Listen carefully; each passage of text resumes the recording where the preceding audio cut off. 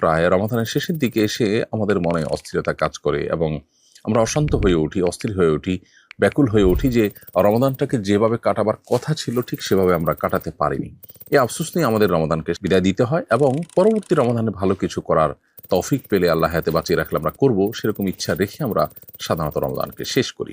তো এই যে আক্ষেপ, এই আক্ষেপটা কমিয়ে এনে আমাদের তৃপ্তি বাড়াবার একমাত্র উপায় হলো সঠিক পরিকল্পনা। তো রমাদানকে সঠিকভাবে পরিকল্পনা মাফিক কাটাবার জন্য আমরা প্রতি বছরই আসুন্নাহ ফাউন্ডেশন থেকে রমাদান প্ল্যানার প্রকাশ করে থাকি। আলহামদুলিল্লাহ, এবারও সেটি প্রকাশ হয়েছে, বরং এবার এটাকে দ্বিগুণ কলেবরে করা হয়েছে। আগের রমাদান প্ল্যানার ছিল 30 পৃষ্ঠা, এটা হলো 60 পৃষ্ঠা, অর্থাৎ প্রতিদিনের জন্য 2টা করে পৃষ্ঠা।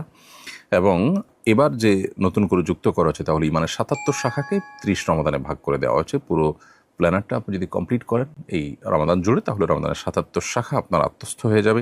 সে সাথে এই 30 দিনের জন্য 30টি অবহেলিত সুন্নাহ, যেগুলো আমাদের সমাজ থেকে হারিয়ে যেতে বসেছে, সেই সুন্নাহগুলো আমরা এখানে উল্লেখ করে দিয়েছি। এরকম 30টি সুন্নাহ আছে, সেগুলো ইনশাআল্লাহ রপ্ত হয়ে যাবে।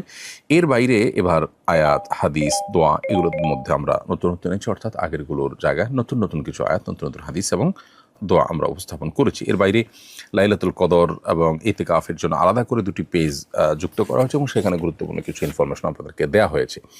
তো রমাদান প্ল্যানারের এবারের আয়োজনে আমরা লক্ষ্য করেছি যে কলেবরের যেরকম ডাবল হয়েছে, বৃদ্ধি হয়েছে, ঠিক একইভাবে এটার রূপও পরিবর্তন হয়েছে এবং বেশ চমৎকার হয়েছে। আমি ব্যক্তিগতভাবে খুবই প্লিজড, আলহামদুলিল্লাহ।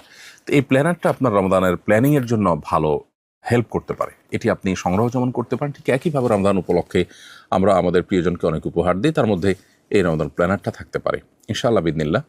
এটা যদি শুরু থেকে শেষ পর্যন্ত কেউ ফলো করেন, তার রমাদানটা অনেকখানি তৃপ্তিদায়ক হবে। এখানে সালাত ট্র্যাকার এবং